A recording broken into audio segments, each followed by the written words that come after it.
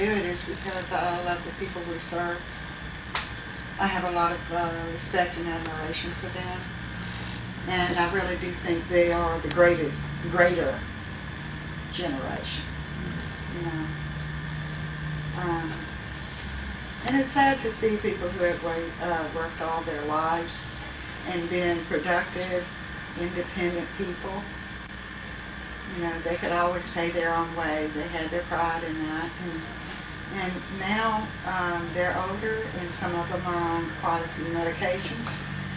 And they're having to make very difficult choices about, you know, running money only goes so far. And if you have to pay $300 or $500 for medication every month, I don't know about you, but it'd be hard for me to do that now. And I'm employed. You know, they get a check once a month, and that's all they get. So, and yes, I think we're important now because we're there often, you know, once a week, sometimes once a month with the homebounds, or twice a month. But we're clinical people that they know are coming, that they can talk to about their health, of the medications, the problems they're having. And even if we can't help them ourselves here at the council, then we have community resources that we can refer them to. And I think a real important part of what we do is listening. And I think my greatest interest in sticking with seniors is the fact, and I think that Mary kind of mentioned that, is that one of their complaints is they're never heard. You know, they go to physicians and the physician looks at the age and they immediately discount what they're saying and don't even listen to the symptoms. And they usually walk out with a script, you know, anything to pacify them. And then when they go to the drugstore, they discover they really can't afford it. And I shared with Mary earlier, it happened with me, with my mother for years, because she had very, very limited income and was on mega medications, and I had to buy the medications, which really stretched my budget as well. I could barely make it because I was maintaining her house and mine and all of her meds. So the fact that, as Mary said, we can sit there and listen to them and they trust us, because I really feel like the greater majority of them really develop that relationship with us and really, really trust us. So that if we mention something about their health, and I will usually write a note that they can bring to the physician. And I love what I'm doing. The people that I see and talk to, it's usually to help them to stay out of the doctor's office. Stay away from medicines if they can, or get the one that's really going to do them some good if they can. Tell me a little bit about what a health screening consists of and how it does keep them out of the doctor's office. I think that's important to know. Well, I'm going to talk to you, and I'm going to take your blood pressure and your pulse. If you're diabetic, I'm going to do a blood sugar, and we're going to discuss all of that. Exactly how you can keep your blood pressure better, what you should eat and not eat, drink and not drink. Same way with diabetes, what you should eat and what you shouldn't. And we talk. The salt talk. The salt for the blood pressure, yeah. But we just talk what they should eat and what they shouldn't eat, what they should do. And when you go to the doctor, ask for a sample. I found one of them. But out of all these nurses have related, it's basically the same thing. They have problems with the medications. A lot of times we review the medications, and you will find, I have found on numerous occasions where they'll be maybe taking the same drug, and they'll go to one doctor and they'll prescribe a certain drug, then they'll go to another one. And then you also have the problem with them not being able to read.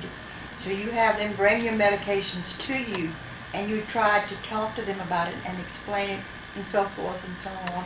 And other than that, like I said, there's a great deal of satisfaction that I get from my job. And I think that the seniors need to be heard more.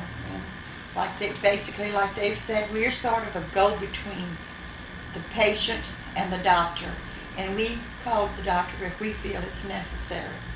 And that has helped them and given them a lot of help in numerous ways.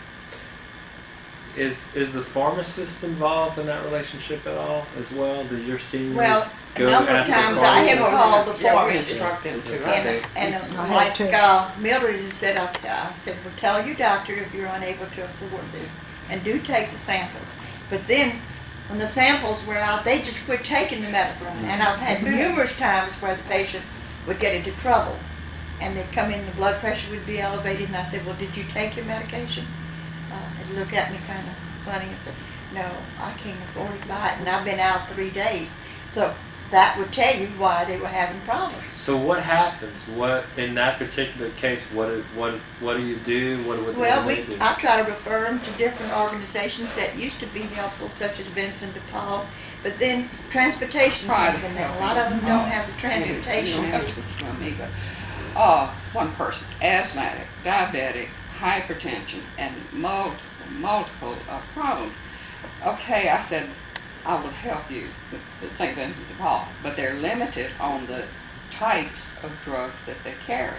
Okay, first of all, they've got to go to Earl K. Long to pick up a form.